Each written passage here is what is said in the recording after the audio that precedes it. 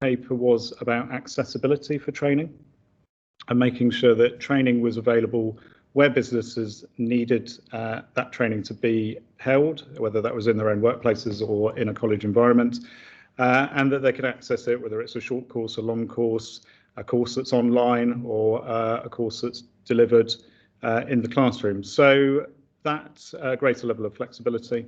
And the final point was really around supporting excellent teaching and further education. So we rely on a workforce that comes from industry, and we also need to make sure that our teachers get the opportunity to maintain their professional standards.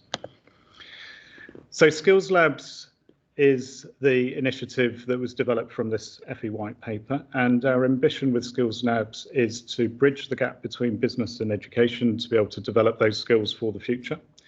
It's very much a collaborative project, so we're working across the Solent business community. We're engaging businesses in 3 key sector areas, which is net zero, marine technologies, and our discussion today is particularly focused on digital futures. And ultimately, what we're looking to do is provide talent development and improve the economy for the future.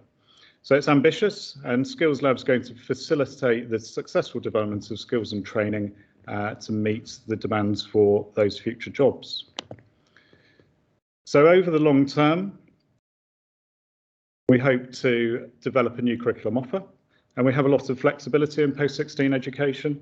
And very much what we're looking to do through these conversations is not to say this is the qualification that we've got available to you, this is an apprenticeship that your employees can take, but ask you the question, what is it that your business needs, and then develop the training specific to your wants. We want to be able to make better and more efficient use of the facilities in the local area in the further education sector. So we're working in partnership with 10 colleges in the Solent region. And if we think about the total capacity in those colleges, probably in any given year, those colleges teach maybe 20,000 16 to 18-year-olds, perhaps 5,000 apprentices across the region. So there's a huge amount of potential in those colleges to be the next generation of employees for businesses. And we know that businesses, in whatever sector they are, have recruitment issues, struggling to retain staff, aging workforce, new skills that are going to be required. And through strengthening the relationship with employers and colleges, we hope to be able to work in partnership to present a brighter future.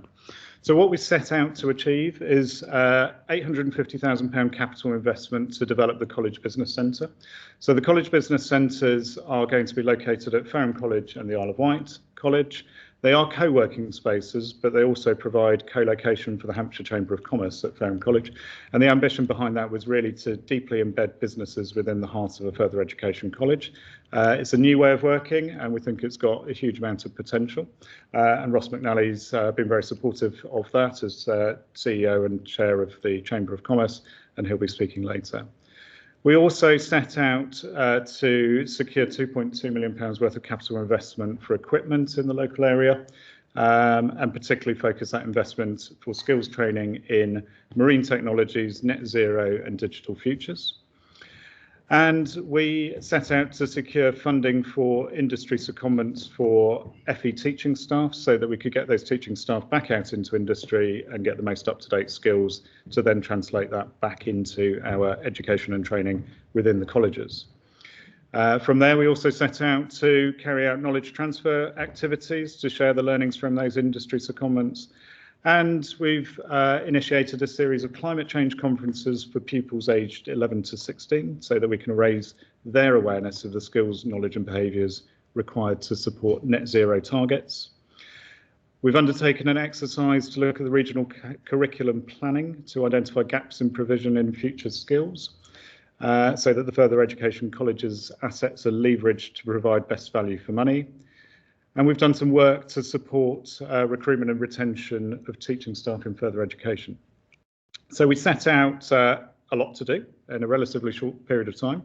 The initial funding period was from September through to March, and has actually now just been agreed to be extended through to December because of the success and potential future success of projects like these nationally. So what have we achieved so far? Well, at the last count, and this has probably moved up since we prepared this presentation, but we had 282 staff days worth of industry secondments. So that's 282 people going back out for at least an equivalent of a day going into industry to upskill. And we had a target of 360 to achieve, so we've done very well there. Further 76 staff have benefited from knowledge transfer. We allocated the £2.2 million worth of capital investment into equipment, including ground source heat pumps, electric and hybrid vehicle technologies, immersive classrooms, simulation technologies, robotic and mechatronic teaching resources, enhanced digital capabilities for software development, and much more besides. So a huge the programme is called Skills Accelerate, and I think that's done exactly what it says on the tin, really. That investment has enabled us to provide that equipment for the benefit of young people and adults who want to reskill. Additionally, we've designed and tendered and contracted to the capital programme for the business centre, and that will be completed by the 28th of March. And we've developed the Skillslabs brand and built a team with Beverly and colleagues to provide that business engagement. And we've conducted research into the current and future post-16 skills provision in the Solent region. So we've been quite busy, kept ourselves going. And so what next, really? And that's why you're in this room today. We want to really take this forward to be able to address declining commitment in SMEs for their workforce development.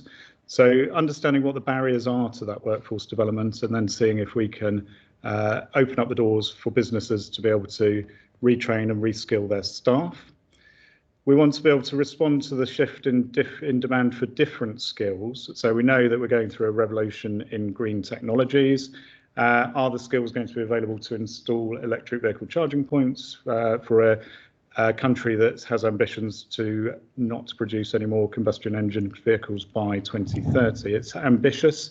But we do need those skills. Similarly with ground source heat pumps, we know there's a development not too far from here in Eastleigh where all of the houses going in, or none of the houses going in, will have gas boilers. All of those houses will be free from mains gas. So there's a need then for people to be skilled in technologies to fit ground source heat pumps and air source heat pumps, for example, and many more. And then digital futures, which is really the point of the conversation today. Digital intersects every business and every skill set, and it's accelerating at a pace. We're looking at facilitating effective business engagement. So today is just the start of a conversation, and we'll take that further individually or in communities of shared interest. We're interested to hear what forums work best for you. And we're looking to pivot the provision to be demand-led rather than supply-led. So back to that point where I say we're not taking a qualification and saying this fits your business, but to understand what your business needs. And we'll be looking to support businesses develop their learning and development programs. So when it comes to some of the more ambitious targets around this, we think the project also has capacity to level up in areas of high deprivation. And add value to some of the region's most prestigious projects like the Institute of Technology and the Freeport. So there's lots of opportunity in this project to link across to other exciting initiatives in the local area. So as I say, thank you very much. It's great that you've come to join the conversation today. The presentations are just part of that, but when we get into the questions and answers later, we're really interested to hear your views. So that's a bit of the background, and for me then it's to hand over to David Taylor. David, hi, thank you. And David's working with us on the Skillslabs project to give us some particular advice and support around digital futures. So thank you very much.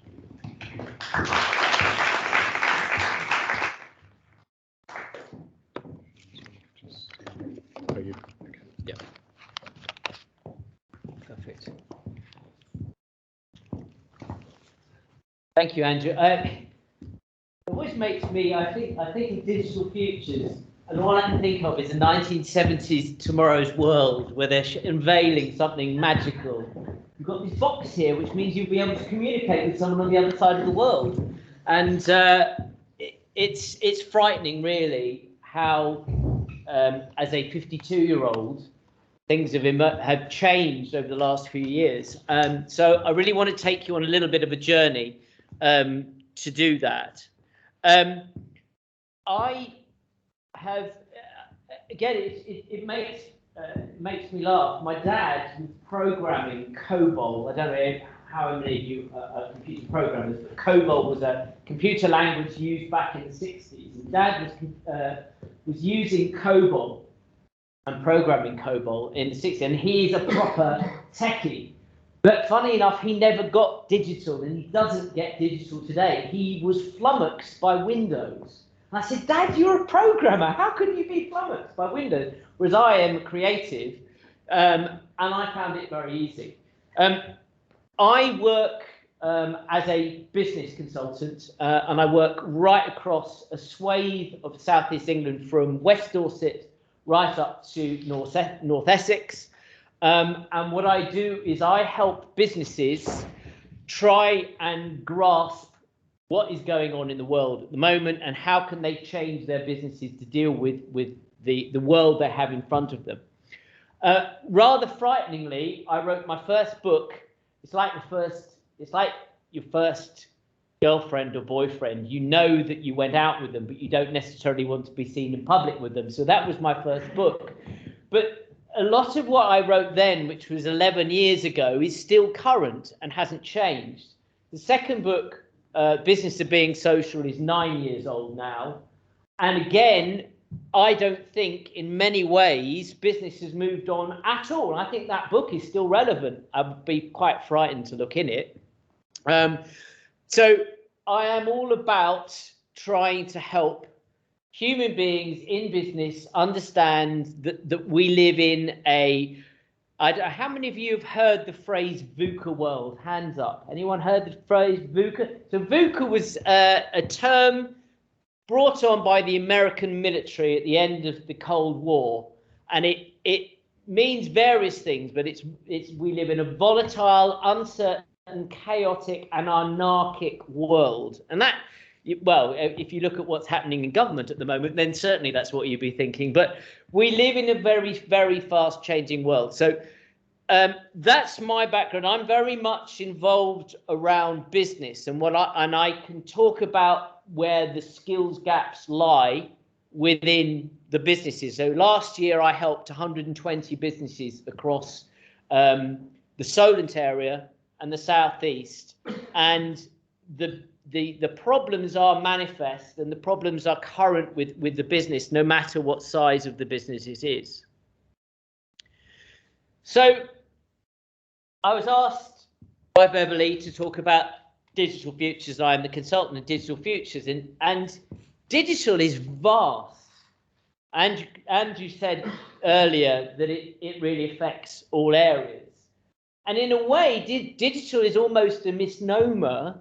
And when you talk about digital skills in business, they're not digital skills, they're business skills, because we live in a digital world. So if you are in a digital world, the skills you need will be digital of some form. But digital futures obviously is a wider area. So this is my mind map of some. I mean, if we're talking about digital futures, we've got a whole range of different areas, and I'm just going to talk you through some of them, because we could be here all day and no one wants to hear me talk for 4 hours, although I probably could. But the digital futures map is vast, and if we take some areas, so if you've got, for example, around data. So if we live in a digital world, then data is going to be the backbone of that, and everything affecting data mining, smart CRM systems, cyber security. So clearly cyber and crime is obviously changing, because if you could actually empty someone's bank account from a cottage in Ukraine, then that's obviously easier than trying to break into someone's house with a jemmy and a balaclava on your head. You've got things like metaverse. So how many of you, hands up here, who knows what a metaverse is? So metaverse is effectively where people are creating their own bespoke versions of a universe. It is their own environment. Hence the reason why the parent company of Instagram, Oculus, and Facebook is now known as Meta, because it's all about metaverse. So I have a 15-year-old and a 13-year-old sons. My 15-year-old has his metaverse. His metaverse is a triangle between his desk, the computer, and his bed. And that is his metaverse, because then he can do pretty much everything in that metaverse. But it ushers in a whole range of different factors. We talk about the Internet of Things. We talk about, anyone here know what a digital twin is? You heard of digital twins? So I'll give you an example of a digital twin. So if you got a digital twin of me, so a digital twin of David Taylor, so what you do is you download as much information about me as you can possibly get. My height, my weight, my medical history, huge amounts of data, which are then captured about me. Let's say then I have a genetical condition. What could happen is that they could try to operate or treat the digital twin version of me with that type of new medication rather than me. So the digital twin is almost the virtual version of yourself. But if you then start thinking Internet of Things and you start thinking of metaverses, then you start having virtual versions of yourself. So even now, so let's see, I've just been into, this morning I was in Fareham High Street having a coffee. It is now already possible to be at home and you could put on an Oculus virtual reality headset. Put on the headset and the digital twin version of you or the virtual version of you can walk down a virtual Fareham. You could walk down a virtual Fareham High Street. You could walk into a virtual shop. You walk into the virtual shop and you talk to the virtual shop assistant. You try on virtual clothes. So you would be able to, your digital twin would have the clothes on and you would actually effectively be able to see a 360-degree spin of yourself. You would then check out and you would probably check out via Bitcoin. And then potentially you could have a drone delivering you the actual goods that you bought in the virtual shop on the virtual high street. That is all now possible. That is all perfectly possible now. But you've got, how many of you here understand algorithms? Okay. So everything that everyone in this room sees online is governed by an algorithm. An algorithm is obviously linked to machine learning. So there isn't someone in an office in Cupertino in California deciding what you are going to see on Facebook this afternoon. Nope, that doesn't happen. It's an algorithm which has probably something in excess of 14,000 different variables deciding. So the algorithms and machine learning are already dictating what all of us see online. Hence why we're getting into some pretty murky territory in terms of where civilization is going. But algorithms are key, even down to what we read, what we watch, what we listen, what we engage with, everything. So that again is machine learning. Blockchain, crypto, NFTs. Anyone know what an NFT is? Non-fungible tokens. So non-fungible tokens is where we are creating, so if a digital twin is the virtual version of ourselves, you could create an NFT version of the Mona Lisa. So that is a digital asset which is non-fungible, but it's all this linked to blockchain. If a lot of what I'm talking about is scary as hell, it's because it's scary as hell. But this is all digital futures. These are all the technologies of today. And I can tell you from experience that most businesses are really struggling even to understand Google Analytics on their own website. So Google Analytics has probably been around about 20 years. Google Analytics tells the business, how is your business doing online? Businesses don't even know that. Many people can't even use a smartphone. So when you start talking about non-fungible tokens, their minds have just gone. This is obviously the skills gap. So this is pretty much all the new tech I can possibly think about, which is going to impact in some way, shape or form on businesses in Hampshire and the Isle of Wight, either now or into the future. Therefore, the skills we need for all of these is exactly what we're looking at here. But then ultimately, we are all human beings. So digital futures, it's about human beings. I know obviously my colleagues talking about net zero and marine. So obviously the environment is absolutely critical here because it's the rest of the physical environment which is going to be affected by it. But again, I'm going to go back a little bit in time. So I'm going to go back 1980. So 1980 is an interesting year. So what we've got here are the 6 generations living in the UK now. 4 of those generations are in the workplace. So if we're talking about skills and the skills gap, we're talking about the skills gap of people who are working or about to work, of which there are 4 generations here. But the 5th generation, Generation Alpha, they will be the eldest of those will be entering the workplace in 6 years. But again, I'm going to go back in time. I'm going to go back to 1980. So 1980 was a pivotal year. I remember 1980 clearly. I remember because around New Year, 79, 80, someone showed me one of those little tennis games, the black and white one, which you plugged into the back of the telly, and you could move the blocks up and down. That was me, 1980. But, excuse me, there are 6 generations. What we need to do, I think, if we're talking about digital futures, we have to understand the human beings who have the skills or who don't have the skills necessary in order for us to be successful going forward. So as I said, 1980, those people who were born before 1980, and obviously that doesn't include anyone in the room because we're all millennials, that means that you grew up in an analog world.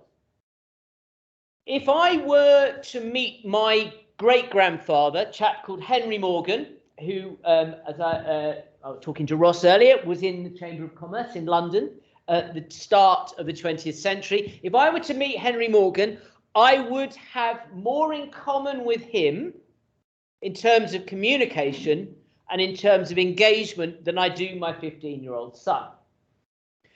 So we can probably assume that most veterans are not in the workplace, and therefore we don't really have to understand about their skills needs. So the 2 generations on the right-hand side of this graph are the baby boomers and Generation X, and I am obviously a Generation Xer.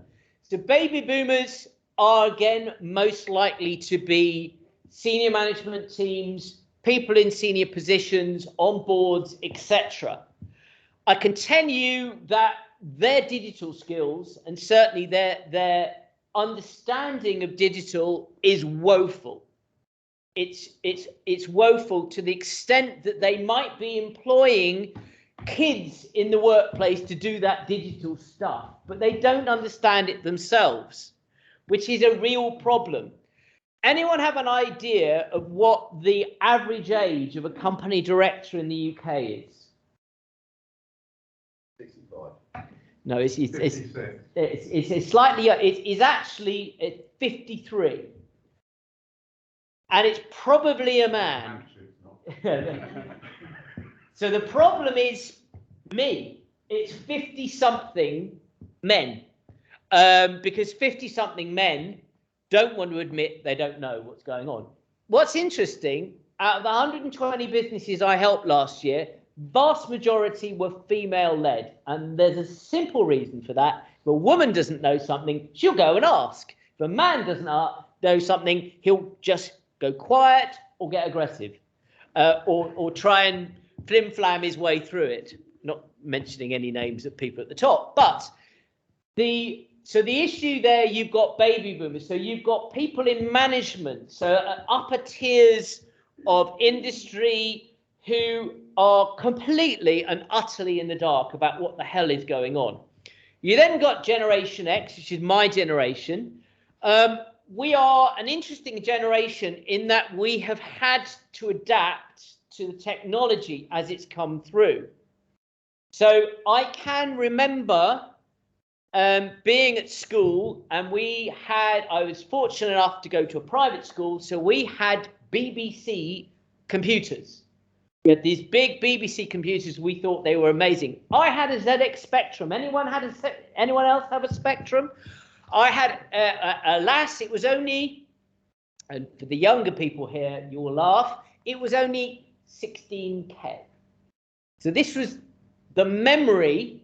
The entire memory of the computer was the same as an email, a text email. So I had my ZX Spectrum. We grew up with vinyl. We grew up almost before video. Video came in, computers came in. Anyone remember people queuing round the block in 1995 to get the first Windows? No, Windows 95 wasn't the first, actually, it was 3.0. But Windows 95 was an event. People were queuing up PC World at midnight to get, and then I remember a computer with 1 gigabyte. It had 1 gigabyte of memory. Wow, that is absolutely amazing. We've got used to it. I went to university 89 to 92. I went back to my university to talk to the students. I said, when I was here, there was no internet. It wasn't available. We didn't have mobiles because they weren't available. We had to use the payphone. So this is the payphone generation. I started my career on the Reading Chronicle on a manual typewriter. I did start, actually, if I pre-started, I was down the road at Highbury College doing my journalism qualification, where at least they did have computers. But I went back in time to Caxton to having a spike on my desk, a manual typewriter, and a hot metal press. So Generation X, we have seen it and we have adapted to it. I've seen the internet come through. I've got Hotmail. We got the first social networks coming through, and we have adapted to it. So we are the Generation X is a pivotal generation, but again, even within Generation X, there are many, many people who simply don't get or won't get digital and are not looking at constantly evolving and looking at the future. Then we've got, if we flip over to the other side, and the eagle-eyed amongst you will say, what happens if you were born in 1980? I have an answer for that. You are a Zennial, which means you are both. You have a foot in both camps. And that's, there may be some Zennials in the room who do remember when they were little tiny people at primary school, and they just about remember mum having a mobile phone for the first time. But if we flip over to the other side, which frankly is the future, so the other side now, I don't have the exact stats, but I would say that at least half the workforce in the UK are now on this other side of the graph. So the future is the left-hand side. The future is people made up of people who are digital natives. They do not know a world which is not digital. They do not remember a time before the internet. They do not remember a time before mobile phones and instant messaging and smartphone technology. They are wired differently. They are taught differently. How many people here were taught at school around growth mindset? Hands up. So growth mindset is a thing. It's you are challenged, and people are challenged around their beliefs that if a child is labelled as being bad at maths at 8, that's it, the end of their time. Now, growth mindset is very enriching and very empowering, but it's obviously changed the mindset completely of a whole group of people. But this is a digital generation who gets tech. They just innately get tech. But I can tell you, even within these generations, it's interesting. I worked with 3 sisters running an artisan bakery down in Eastbourne in East Sussex. And the sister who was charged with marketing, so this is an artisan bakery, and pretty much they were targeting 40, 50, 60 somethings with a bit of money who like getting posh bread. So I said, you need to be using Facebook. She said, I have no idea how to use Facebook. I think my mum's on it. So a 52-year-old man was having to tell a 23-year-old how to use Facebook. So again, even there's this understanding that they know it all and they are all digital. Now, clearly, Facebook is a dead channel to anyone under 40, or probably 50 now, I should imagine.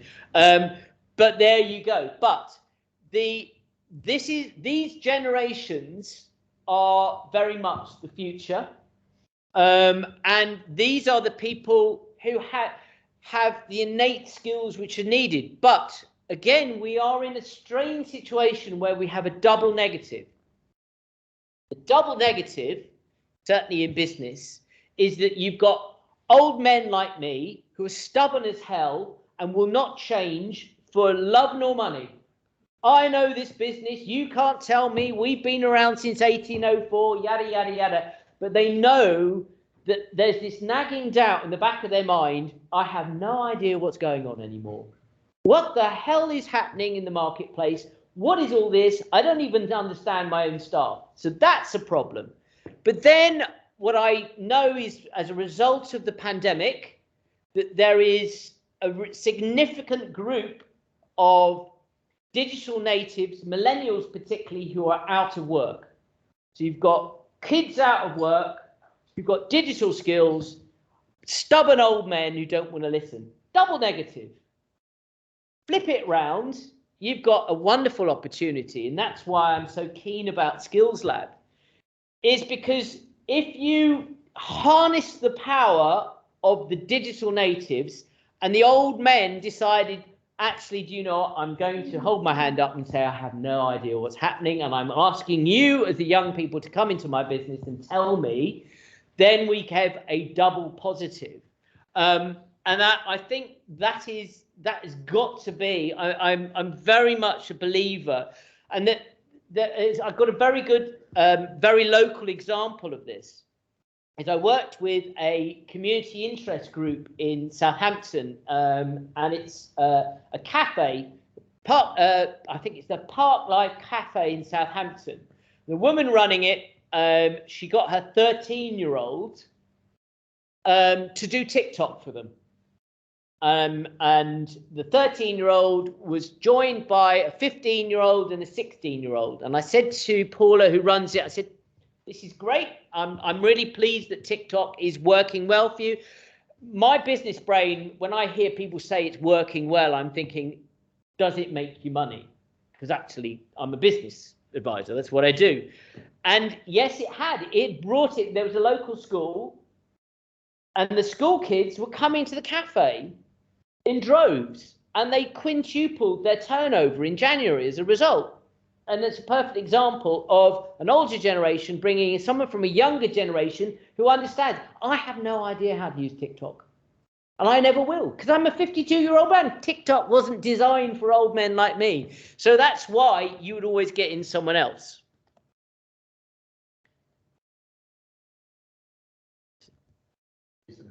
No, I think I'm all right. And my son's not here. He's ready. Daddy can't do it anyway. Right, so just thinking about some jobs of the future. This is, I was at Facebook a couple of years ago, and there's a wonderful lady called Shibby Jervis, so I'm going to give her full credit. And these are some jobs of the future, which are a little bit mind-boggling if we look at it. Some of them actually, we say they're jobs of the future, they are already here, because if you're looking at robot-human interaction counsellor, if you've got increasingly hybrid working platforms. We've got chatbots, people working from home, people working in offices. Then you're going to have some sort of interaction between them. Personal memory curator. I think this is a fascinating one. So all of us here will have a photo collection which stops probably around 2006, because that's when all the social networks came in. So I have all my photo albums in a cupboard, and they all stop around 2006, and then I've got no more photos. So I've got 15-year-old and a 13-year-old, and I barely got any photos of them. We have information in old Blackberries, in old computers in the loft, phones or whatever. There might even be an old video camera with some cards in it. How the hell do you keep that all together? And therefore, if you have a personal memory curator, that could be a job of the future. Now, these are just 7 of the jobs of the future, but they, for Generation Alpha, there are jobs which you haven't even thought of. And who would have thought that something like a community manager, if 1988 or even 2004, if someone said one of the biggest areas in media in the UK will be community management, what the hell is that? It's managing platforms for companies online. But even that is morphing now, because I would say that in probably 4 or 5 years, most even medium-sized companies will need a digital analyst within the company just to look at the data. So those are very much jobs of the future. And we've got this digital divide, and that is a challenge, and that is certainly a challenge for Hampshire and Isle of Wight, and it's a challenge everywhere. It's understanding that there are those who get it, who are forging ahead, and there are those who refuse to get it, and they will fall further and further behind, because digital, if we're talking about digital futures, digital are literally the columns holding up the bridge. If you have a business which wants to go from A to B, or any organization, whether you're public sector, your charity, or whatever, if you want to have a successful, long-term, relevant future, you need to get across that bridge. And each of those struts holding that bridge up will be some form of digital process. And whether we like it or not, we are in a digital world. Therefore, what we need to think about is, with all of this in mind, if we know that we live in a rapidly changing VUCA world, if we know that there are different generations who've got different skill sets, we've got different challenges, we've got stubborn old men who don't want to learn, although they do still need to learn, but equally, and I was talking to Beverly about this earlier today, you've got the digital natives, who are obviously labelled as snowflakes. They have innate skills, but they also lack basic traditional skills. So again, I worked with a business where they were having to train their millennial staff how to use phones, because millennials don't like using a phone because it's awkward. And it just reminds me of the time I was supposed to drop my son off at his friend's house, and I wasn't sure of the number of the house.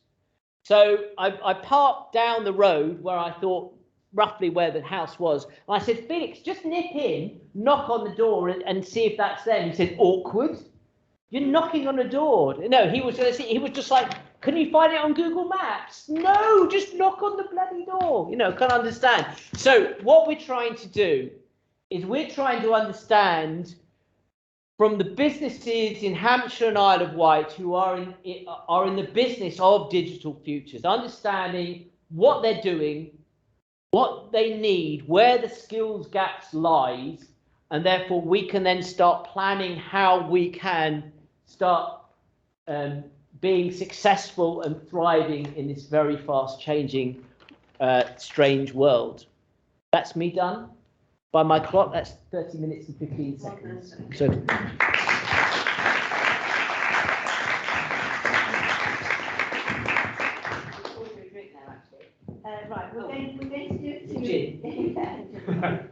do a Q&A with Andrew and David.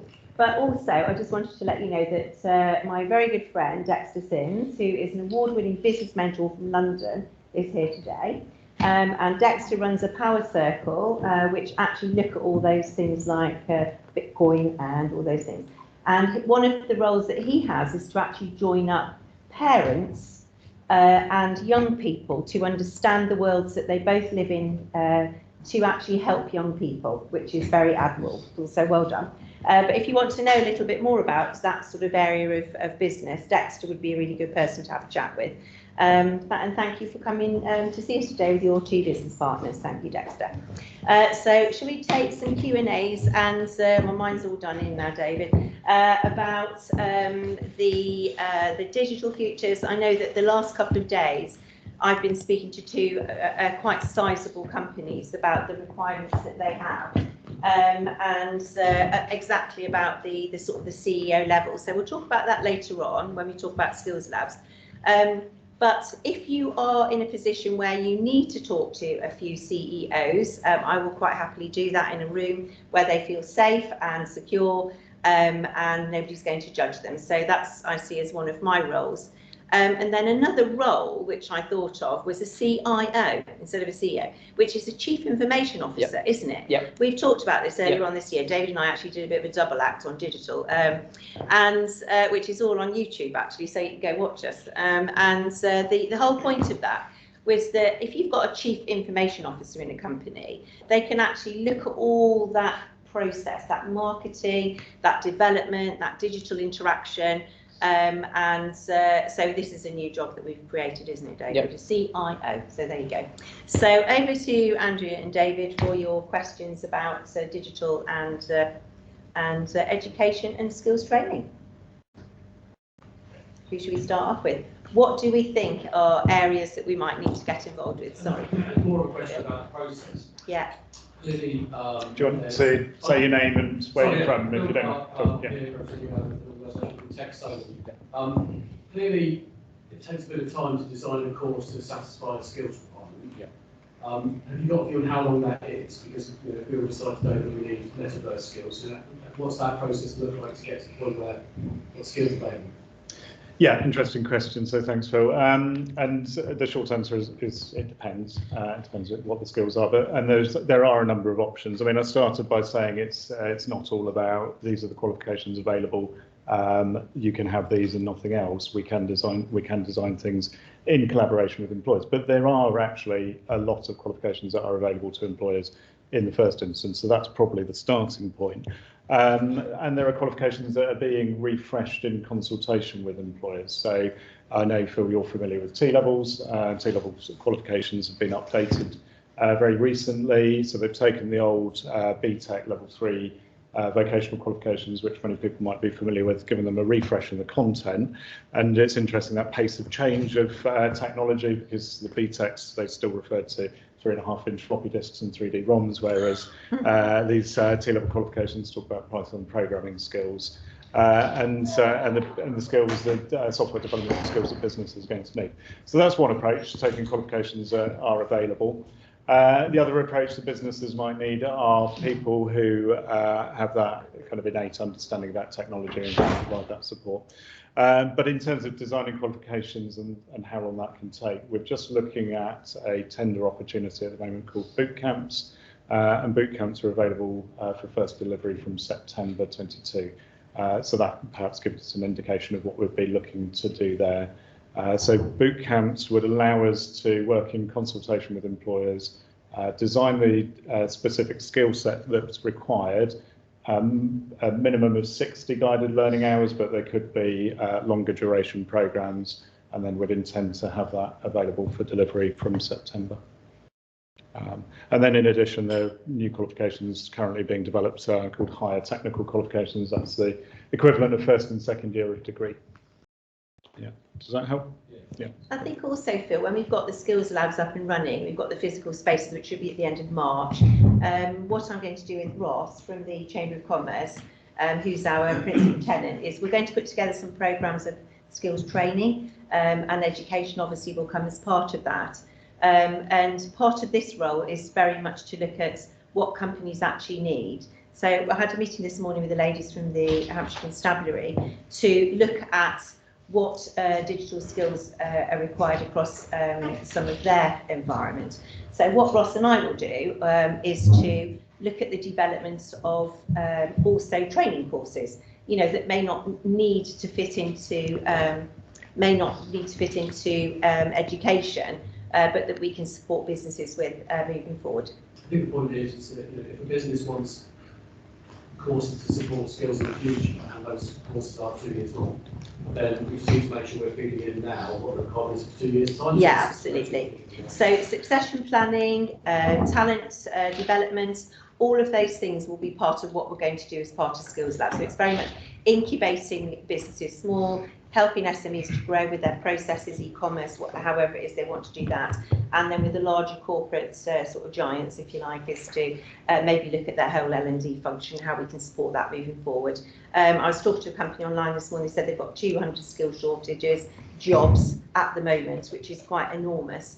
And often you see on LinkedIn, you know, recruiters phone me, I need people. You know, that's not what it's about anymore, is it? It's actually about underpinning what people actually need to help them to grow and to develop their businesses. And I think that's very much the sort of stage that we're in.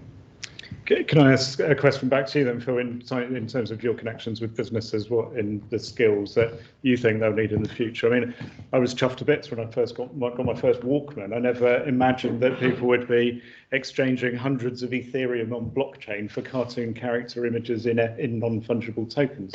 So how do you, and that's a different language to many people, but how do you imagine what's going to, so we talked about jobs of the future, but actually the jobs of now, or the technologies of now, what's coming in 20 years' time that we're going to need to train people on? I mean, 20 years is a really long time. Yeah. 2 years is about right. Yeah. If we can plan for 2 years' time, that's probably better. Yeah. I think some of the things we've mentioned are societal changes. I think metaverse is quite a big societal change. You need skills to furnish metaverse as well as people to be able to use the metaverse. They're two separate skill sets. But I mean, from my perspective, some of the coding skills we've got today can be completely relevant in 5 years' time. Yeah. It's more about using platforms and building code. And so we need to be sort of thinking of the sort of language. I think Dexter's got his hand up there. I think he's quite keen on that environment. Well, first of all, I just want to add to that to make everyone feel a little bit more reassured that metaverse is a buzzword right now, and it's in motion in terms of where the possibilities are. But it's not right now, so you do have time to plan. These conversations are very, very advanced compared to everybody in the world. I mean, there's only 5 to 8% of people in the whole world who have a digital wallet. So to reassure you, which I would also ask yourself, how do we reassure companies and people that the future of the metaverse is not here to take over their business, but more to add value to their business? How do we go about reassuring them? Good question. David. No, I mean, I think it is a good question. I mean, there's a similar thing. A question has just come through from Bruce Hollowbone. What message you give to more traditional type businesses about advances in digital? And it's about, I would say that if you're a business, you should always be planning for the future in some way. If your business plan is business as usual, you will probably fail, because business has always and will always evolve, and organisations must always evolve. And yes, I think next to this phrase about metaverse, you know, they become these buzzwords which everyone gets very excited about, and it is just a little bit further away from where we are now. But one of the things that when I'm working with businesses is that what's fascinating, the tiny proportion of businesses who have any form of plan for the future, which doesn't involve how much we're going to make this month. Is it all about turnover? It's about where is that business going, and they must be planning something into the future. And again, I come back, they're very often used examples, but they are for a very good reason. What was the first company to develop a digital camera? Kodak. Kodak. it's just madness. Well, what failure of management went on there? Someone on the board of Blockbuster, did they not go, excuse me, well, what's going to happen when people don't rent videos anymore? There was no future thought. So if we go back to the Blockbuster example, it may well be, okay, we've got two options. We either decide to get into the whole business of digital video and producing it some way, or we sell up and get out now. That's what your options are. And any business has always got to have one eye on the future. When I'm working with the businesses, the five big challenges I would say facing businesses. So number one is obviously COVID, which has accelerated all the changes which were already happening anyway. You've got climate change, and obviously that's why we've got net zero coming in. We've got Brexit, where no one has a clue how that is going to change, but clearly you might be dealing with entirely new markets with new different ways of doing things. There is this big challenge of artificial intelligence, where it is increasingly going to take over more and more and more of the jobs that people have. And then, of course, the final challenge is that, and Neil and I were talking about this earlier, is people don't even know how to use the tech they've got now. We're almost, I think we're saying we were almost unlearning. We're almost decelerating in terms of our learning. So those are five significant factors. If you're running a business, you've got to have an eye on the future. Or if you're running, if you have a police force or you have a local authority, you've got to be thinking everything is changing. Have we got a plan for this change, or we're just going to go, whoa, shit, this is amazing. It's like, I remember, what was that? Y2. Who remembers Y2K? Y2K. That was the metaverse buzzword from 23 years ago now. Y2K. Planes were going to fall out of the sky, and nuclear weapons were going to explode, all because they hadn't figured out how they were going to put the two at the start of the figures. I was working at London Underground then, and I was the Northern Line press officer. So we got called through from the press saying, okay, so what is your preparedness for Y2K? And I said, it's very simple. We're using valve technology from the 1950s, so we don't need to bother about that and stuff. So it's you've got to be planning. You've got to have some eye on the future. And unfortunately, too many businesses are very short-term in their approach. So it's about embracing change and thinking things are going to change. How can we manage that change effectively?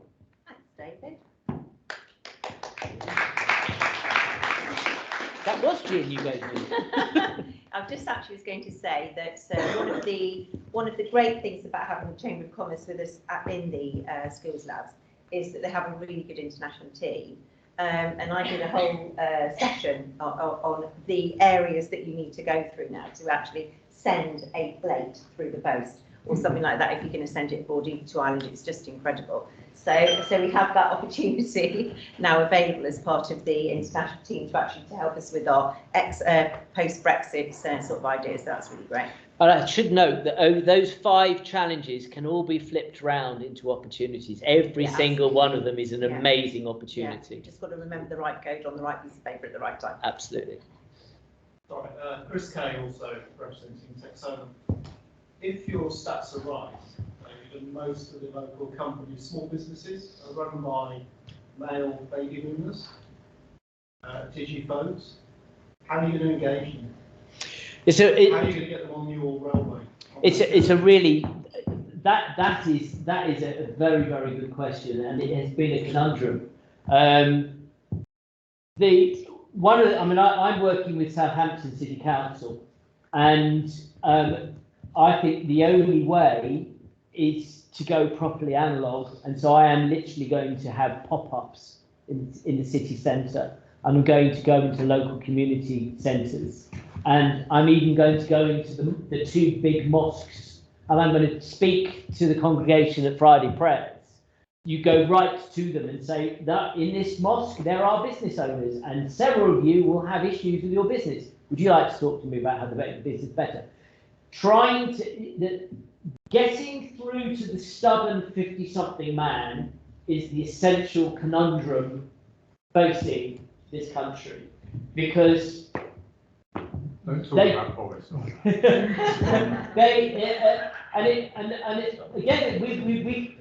It's going into interesting areas. As I say, so many of the businesses that I've helped are people who, obviously, the businesses are getting free support, so they are willingly finding out about these business support programs, and therefore they are signing up to them.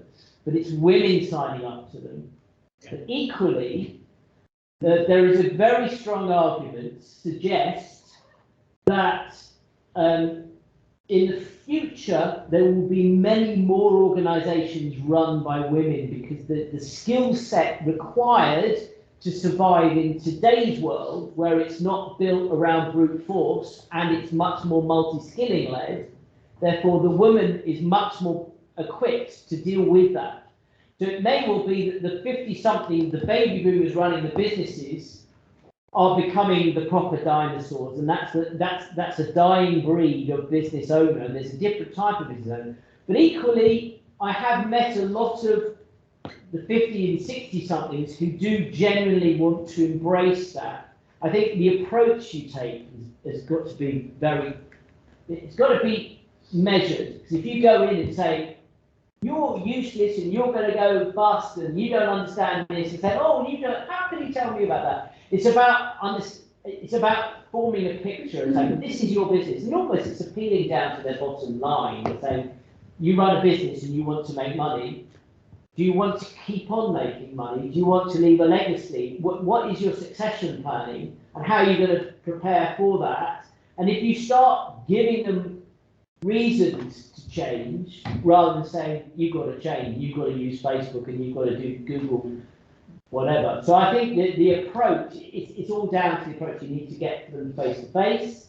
You need to come down to the level. And again, it does help that I am a 50-something man myself. Often, I've seen it where you've got 22-year-old girls who are gurus around Instagram, and the old bloke running the company just feels incredibly intimidated. And they don't. The 22-year-old has no idea how to have the dialogue with the older business person. So it's all about understanding, empathy, dialogue, and trying to story tell, rather than saying, you've got to do this. It's like, if I showed you a story where your business evolved and changed, how would you feel about that? And he said, well, that sounds good. It's like, well, this is what you need to do that. And then I was probably asking the questions on the context of Skillslabs and how Skillslabs. Okay, well, there's a couple of things there, actually. I was talking to Daniel the other day about this. We've got little companies, that I've been working with over, let's say, the last 5 years across the South Central area. And they're sort of two people that have got a great idea, and they get 2 years down the road and they're absolutely stuffed because they've got no money left. They don't know what they're doing. They haven't got a business plan, the whole thing. Janet, we've seen this, Janet and I come from the same era, and we both worked in the city, and we've had this conversation before. We were the original city girls, basically, and we've had to go through that whole male-dominated thing and, and work through it. So we do understand the dialogues that have to go on to make companies understand. So for smaller companies that want to grow, the SME companies, that we're actually dealing with, we need to sit down with them and to look at that and get through that. I'm not paying you £100 a month, or whatever it is, for you to tell me how to run my business. But if you get through the dialogue of what they might actually need to do, which might be a business plan, an information session, something to do with their social media program, etc., etc. We're talking about the digital skills required, to actually to make that work. So, sorry, Ross, just a second. And then the other thing about this is I understand obviously how to talk to people across all generations, because I'm a business consultant. That's what I do, and it's finding the right environment to talk to people. So David will take it to a mosque. I'll get 6 CEOs in a room, and they'll happily sit and listen to me, won't they, Paul? Because if you've got that credibility and people write lovely things about you all over your LinkedIn profile, why wouldn't they want to come and talk to you to find out about your skills? Which is what Andrew's done, is brought in my IP to help him with this you know, with this project. That's the idea. Ross? Just adding, reinforcing what you're saying, Beverly, Yeah. that I think the key to it also is peer groups, you know, communities of practice. If you get half a dozen you know, entrepreneurs in their sort of late 50s, or you'd even say actually 40s, 50s, 60s, working together, you know, they will listen to each other because they have common experiences, and the barriers all start to break down quite quickly because they're willing through trust to actually have those conversations in a facilitated and a trusting environment that they would maybe have on a one-to-one basis. So there are different ways in which, you know, different horses for courses. I'll talk to you about how we're going to do that actually when I come on to talk about the programmes. Dexter. Yeah, I just wanted to add to that. In this space, which they now call Web3, it's a decentralized space, so it's very transparent. So like what we said a moment ago about storytelling and having empathy, it's a very powerful tool that's now being used within the business sector in terms of community building. So earlier on you mentioned about other job opportunities that are now moderated, so they be called. So people you look over your business and manage your business on the visual aspect. But ultimately I like to add, at the end of the day, things change and people get used to it. The reason why I know I can strongly say that is because some of us, or say a lot of us, would remember a bus conductor and, you know, having to pay him when we conduct you. And then we remember when we had to pay the bus driver. And then now when they introduced Oyster cards, nobody really batted an eye. I didn't see any protests, I didn't see any great campaigns. You didn't say to them, when I gave you my money, you didn't give me a lollipop. You gave me a square card. Because you weren't really concerned about what they gave you. You're concerned about the value of what is on that card. So for it to be able to allow you to travel is what you actually ultimately care about. So kind of getting that expression across to their business to see where their downfalls could possibly be in the coming future. And then helping them get used to change. It's value, isn't it? It's actually adding value to business. So if we can engage people at a senior level on digital, then we can filter it down to, you know, buying uniforms, or whether it's e-commerce or whatever it is that they need to help to develop their business, and then we can provide the skills to actually to do that. Steve? Yeah, hi, I'm Steve Green-Pasenza. I'd like to understand where you think the trajectory is of the now and the future. We're talking about a lot of things that are coming into the future, and they're going to be required, but they're not there yet. And you said that yourself, you know, in your piece. So, what do you think is the measures that have to be put in place to allow not only people to begin a journey from a digital perspective, which is going to arrive at that complete panacea of digital future, but actually needs to start in the today, okay? And that's not only the skills from, the appreciation of those skills from young people that you're trying to bring on, but actually also having an understanding that, particularly if you're trying to engage an SME market down here, and I'm an SME, is that it's okay to go and talk to Rolls-Royce or go and talk to a huge organisation and they may have 200 jobs that they can give you, and you know, maybe they'll go bust and maybe they'll make people redundant. Actually, it's the SME market that's actually going to power quite a lot of these jobs and give people a lot of future to be able to understand and learn into those digital skills. There's only so much that they can do. There's only so much that they can represent right now. And for me, I feel that there's a very big divide that's not being discussed here at this point in time. And we can only translate that into our own experience, where, for example, recently in the last year, taken on Kickstarters. Okay, and actually, if you look at the skills that if you look at the digital skills of those Kickstarters who've been through the education process, they've been through the FE market, and then they are dumped into needs. So they're just basically not employed, not in education, they're sitting there at a job centre, and actually their CVs, their understanding of their usefulness in this digital world is almost zero. And in fact, when Sam, my colleague over here, interviewed a guy for a marketing role in our tech company, he had his CV was so bad. There's no way that they would get to a recruiter. There's no way unless you were saying, why don't we look for that diamond in the rough? So we created effectively a bunch of questions which are so simple when we interviewed those people. First of all, over Zoom, because COVID was still rife, which actually we tried to pick out some things. And one of the questions we asked was, okay, you know nothing about IT, you know nothing about managed services, but actually, do you game?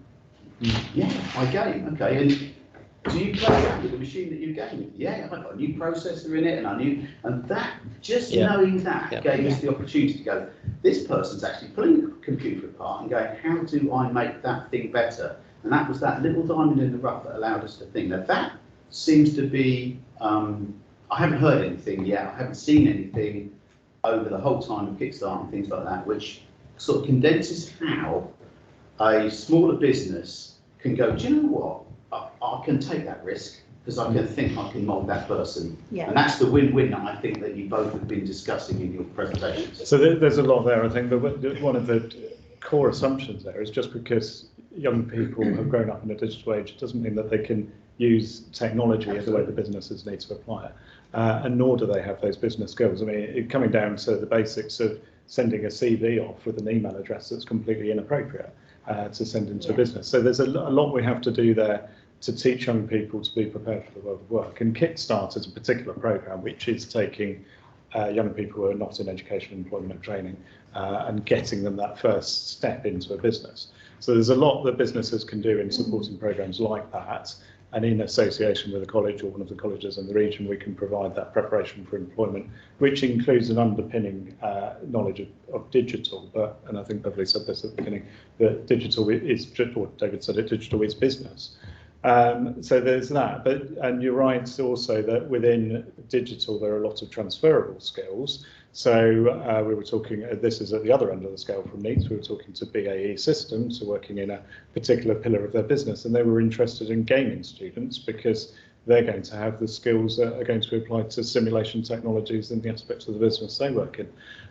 In the healthcare and health and social care sector, we've got mannequins which are used in hospital environments, and they're fully programmable and have pulses and do all sorts of things that simulate environments in the hospital. So there's a whole range of transferable skills, socio-emotional skills, soft skills that also need to be developed in young people. And what Skillslabs, the ambition of Skillslabs is to be able to engage with businesses to provide those work experience opportunities, to provide opportunities for traineeships, kickstarts, etc.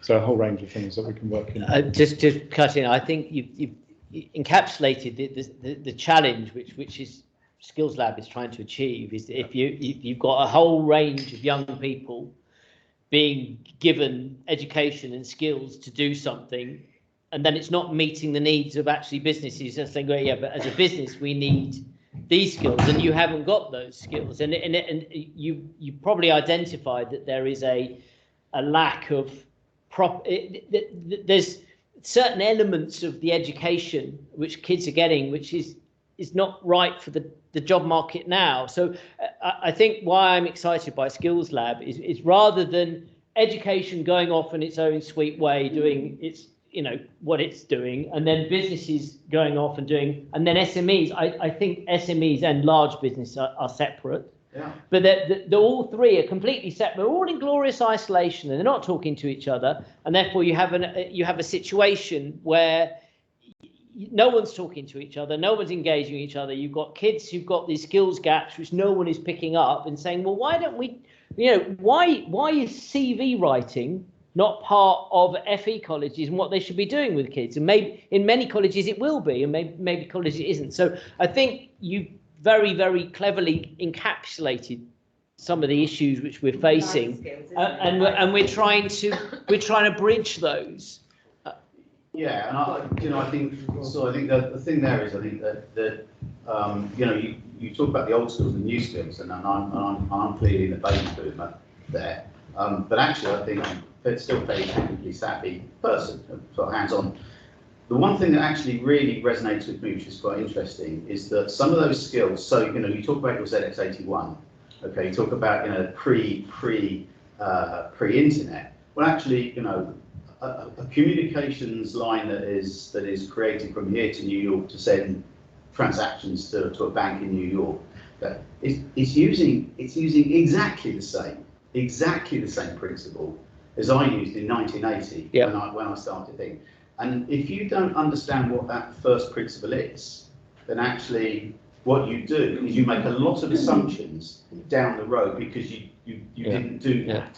So now how does that apply in business? Well, okay, so if I'm somebody that goes, do you know what, there's this much story and there's this much gigabyte of memories available, and I'll just do it and make it and use it. When you come to actually bring that down to a business solution that's got to make money, it's actually, it costs so much money to do it that actually it's unviable.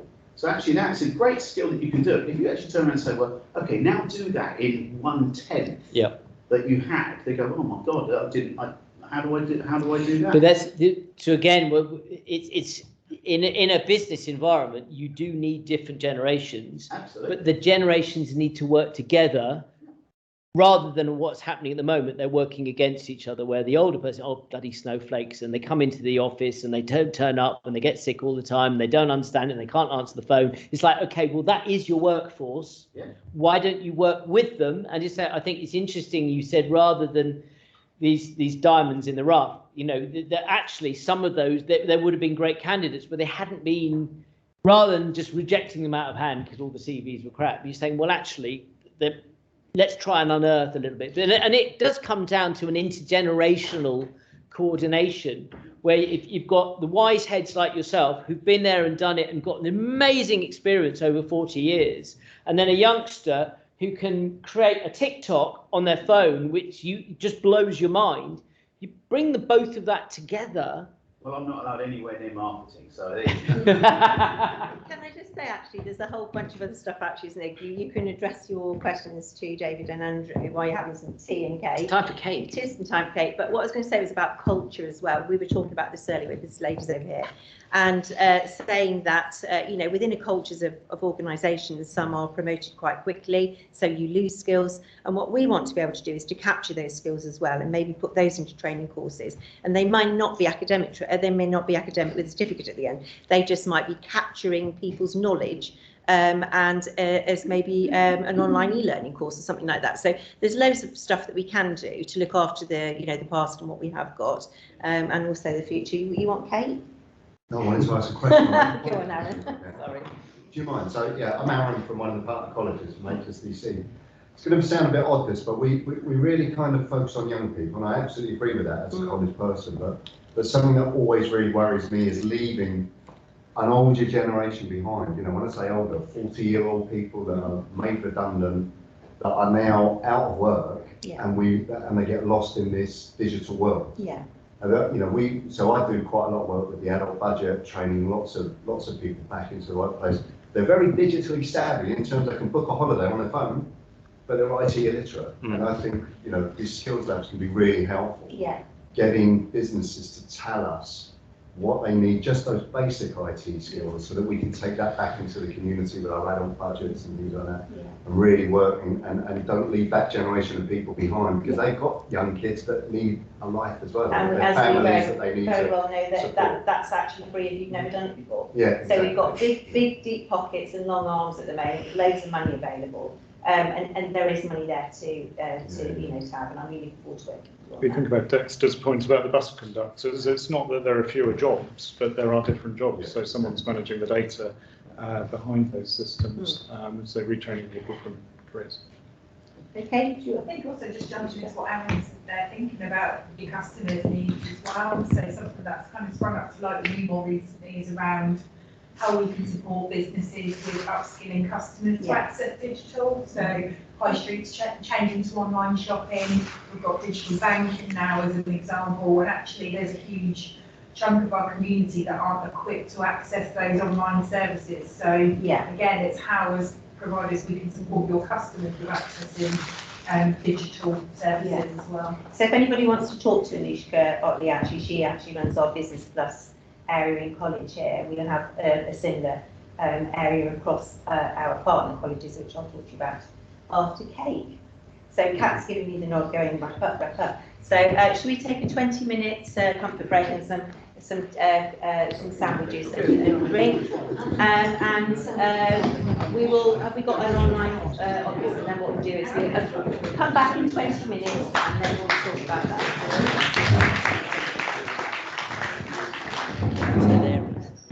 So she's just said, in case Andrew, we are currently offering a digital accelerator program. Yes, I'm running it. So David's actually running it.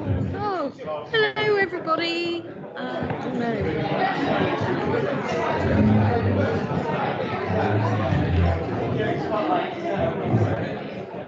Hi everybody, sorry, just having a microphone moment here. We're just going to pop you into a little chat room and then you can all talk amongst yourselves. We'll be 15-20 minutes or so. Thank you so much for the engagement so far. Please keep chatting away. Gordon, I know you've got to go. Thank you though for popping that in the chat. Any more questions that come up, just keep going and we'll see you shortly.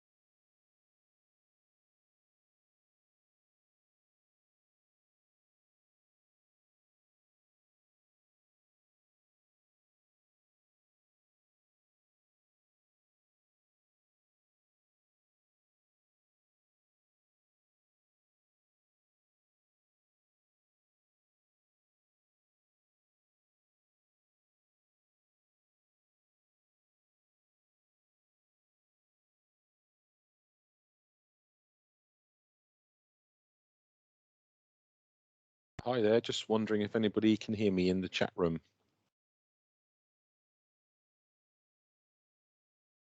Hi, it's Nikki. I can hear you in the chat room. I wasn't sure if everybody had just been kicked out. Nor was I, Nikki. Wasn't sure, but sounds like it's working. Everyone disappeared. We can hear you. Oh, cool. Good.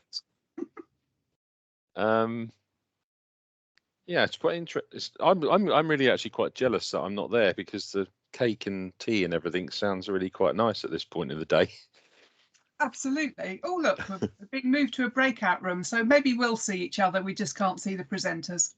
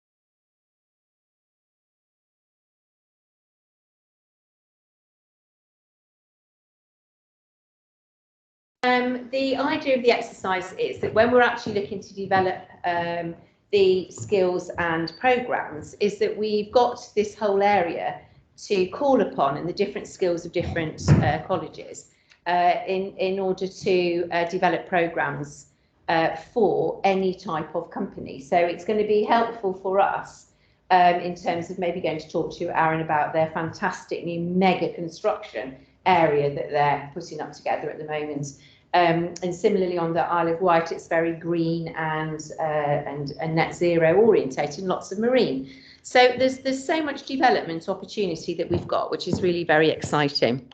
And I know we've got a very short space of time, so I'm just going to go back. No, let's do it that way. So there's 4 areas that I've got to look at. So the first area of this was for me to come on board, put together a brand with my fantastic team, and Kat, my right-hand lady, who's been helping with ops and marketing. So once we got the brand together, then we had to come up with what we were actually going to do with it. We're on the 3rd wire of our website. We have all of our 10 partners on there, their best bits, talking heads, so that people will be able to go onto this website and look at what's available across the region. The other thing about our website is that we will be able to offer opportunities to employers to talk about their opportunities. So they may be finding it difficult to fill a vacancy, which we might be able to do through our website. So the future of Skillslabs, you know, top end is like a business. And what's happening now inside that is number 2 is actually to get together employers so that we can actually look at what skills are required. And somebody's actually just mentioned to me, and similarly with the conversation about how do you engage older employees. I have all that sort of stuff in my head of what's going to happen next. But when somebody said to me, "You will never do this," who said it was like herding cats? It was you, wasn't it, Henry? And Henry works a lot with collaboration in businesses and across local authority, getting people to work better together. And the thing is about that is that what we've got is an opportunity to do this, but we need to engage businesses. So when people said to me, "You never do it," I said, what we need to do is to engage businesses with what they need in order for them to grow and to get on to the next stage of their own development. So that's where we are now. 3 will be following this event. So this is where you come in. We will be sending out a survey, which will come through SurveyMonkey, and we'll be looking at the opportunity to come and talk to you in your business one-to-one to gather information, not to sell anything or ask you how many apprentices you want or what skills you need. Now, it's more a case of we have to report back to the Department for Education by the end of March with having spoken to 100 companies, engage with 250, and look at what the requirements of that are. And as Andrew's already said, we have the opportunity now to extend our funding out, because they came and gave us an audit the other day and absolutely loved what we were doing. They came to our last net zero event. They loved it, didn't they? They were here all day looking at what we were doing and therefore extended our funding out, which is great. So we are now in a position where we've got our 2 over on this side business centres, which the building of which is just about to start. And once that's in place, then we can obviously invite you in and to start looking at the development of that information that you've let us have, and to organising our industry boards. So I will be inviting people from our 3 business sector areas to join us to form part of those industry boards, where you can enjoy more of our students' food for lunch and dinner, and get involved in the opportunity to talk about your environment and your industry. So how great is that? You know, this fantastic opportunity to help to develop business through conversation and collaboration. So that's sort of step 3. So that's where you come in. And step 4 will be the future of Skillslabs. So as I've already alluded to, I will be helping small businesses to grow, SMEs to come up with new ideas, working with Ross, with the Chamber of Commerce, to look at other areas of business that we can help companies to develop, maybe internationally, and also looking at how we can improve things like membership and have opportunity within the Skills Lab environment. So we're really looking forward to people coming up and talking to us. So those are the sort of 4 stages that that I've been looking at. So these are just some of the buildings that we have, which is the CMAST and CTEC buildings. And our other 10 colleges have similar facilities. In one of these hangars here, if you like, buildings, we've got aeroplanes, we've got proper workshops for mechanical engineering. It's fascinating. And I will be down there on the 8th and the 9th and 10th of February, which is next week already, to actually take people on some tours. So we've got marine engineering as well, which is another area that we want to develop. The other building, the CTEC building, is very much sort of to do with groundwork, building, etc., and we don't just send our people out with the ability to lay a patio. Our people go out with all the relevant certificates that go with it. So forklift trucks, jumper trucks, you name it, and they go out, and we called it plug and play, which I love. So if you have students that are with us, either young people or adults, reskilling, upskilling, or starting from scratch, they will come out from these facilities ready to go into the workplace. So all very exciting. So I'm not going to say any more on any of that, because I think this will sort of, when we've got more events going, we're going to have one on the Isle of Wight, I think in March, we've just decided, we will then be able to get you all back together again and help us to develop these industry boards, surveys and one-to-one appointments that we would like to have with you. So thank you very much for coming. I'm going to hand you over to Ross, who's going to talk to you about the Hampshire Chamber and their involvement as part of the project. Thank you, Ross. Thank you, Beverly.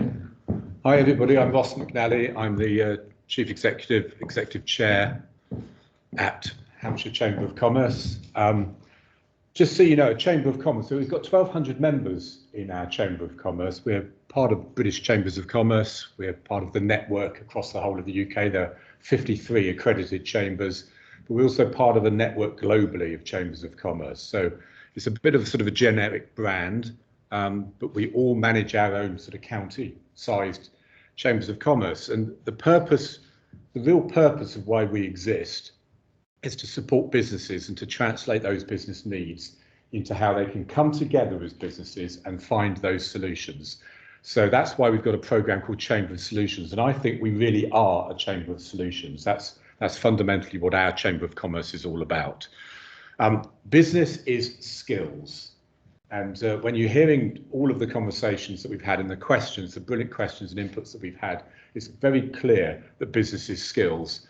And yes, it is digital skills for the future, but it's then interesting to hear about all the soft skills that are so necessary in the coming together. Our job is to bring that dialogue together as a Chamber of Commerce. And we want your participation to really make that happen. But it's done in a context. You know some of these things, of course, you know, the levelling up of the regions, transition to net zero, the Brexit and the global Britain ambition. All of this is absolutely essential, and we support it because it's what's happening and businesses need to engage with it.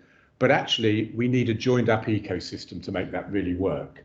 If we really want to get businesses, you know, out there globally trading and using the digital skills to make them capable of globally trading and having the people behind them bringing that innovation and the original thinking, we're here to help with that.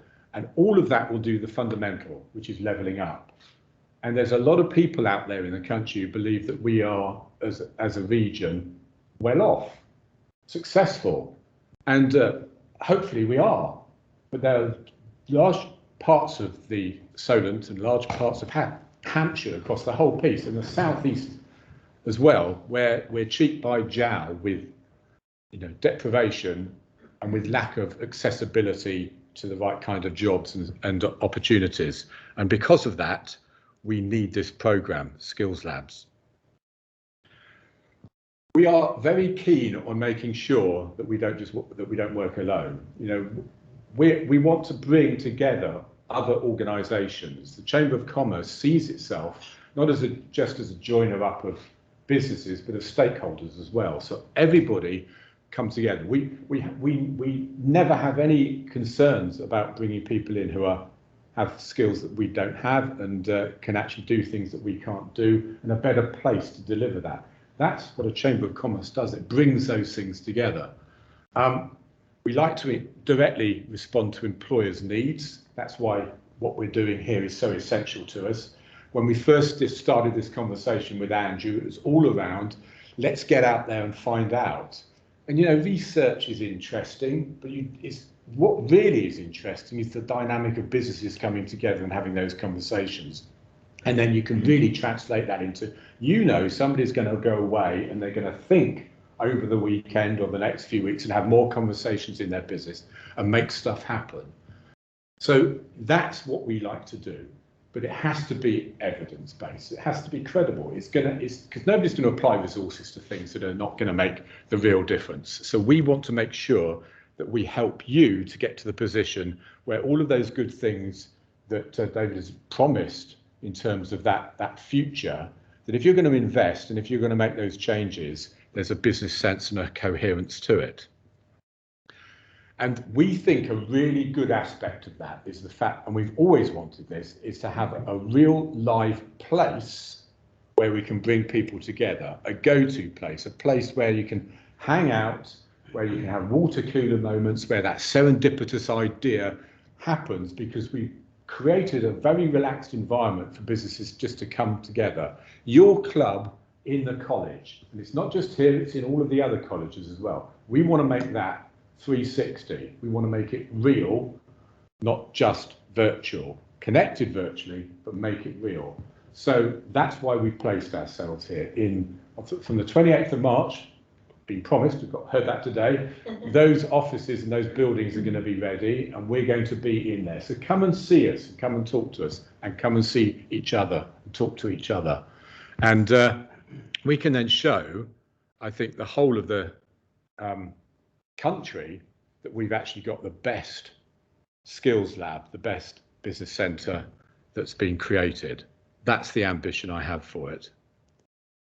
Finally, why are we doing this? Well, we're not doing it just to make the Chamber of Commerce successful. We're doing it to make your businesses successful. And why? Because that will make the Solent's economic ambitions for 2050 achievable.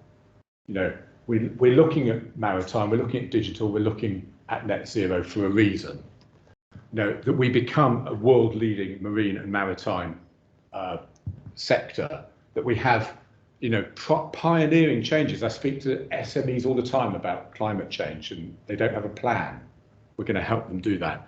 And that we make sure that technology is at the heart of all of those things and that drives global ambition. It's all about the economy, stupid. It is really about making sure that this Solent region becomes the dynamic that we know it can be. We're here to help you do that. Please get in touch with me, get in touch with Beverly, and we will make sure that this thing happens for you. So, thank you.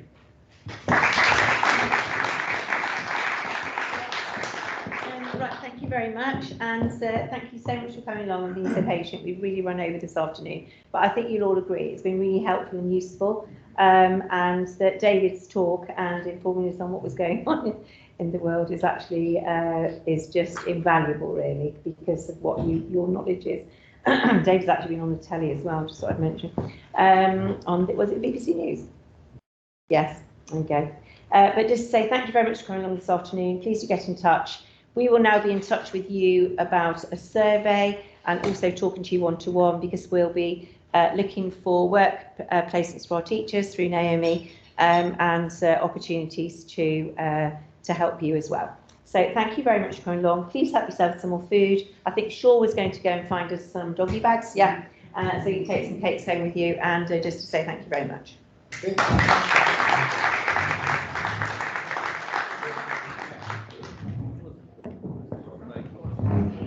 No. Fine. Yeah, right.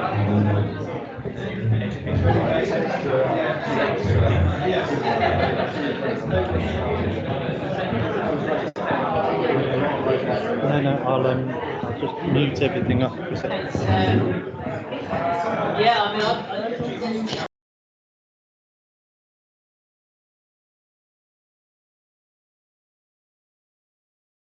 in those groups. Hi everyone, thank you for staying with us to the end there.